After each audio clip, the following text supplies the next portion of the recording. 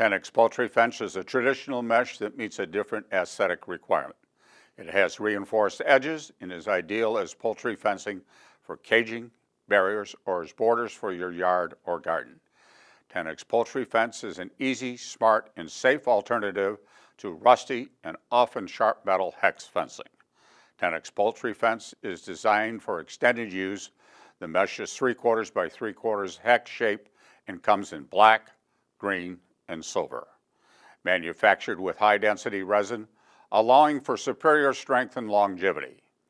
Tenax Poultry Fence is available in 2x25, 3x25, and 4x50 sizes.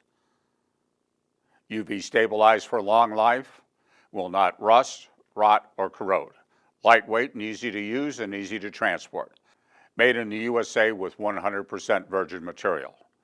In addition to the rural farming community, there's an influx of backyard poultry farming. People in the urban community are joining in the poultry farming movement for fresh homegrown eggs and poultry. Tenax Poultry Fence is an easy and safe solution. Easy installation for your customer. Unroll needed amount of Tenax Poultry Fence alongside the required protected area. Cut your Tenax Poultry Fence into desired lengths with scissors.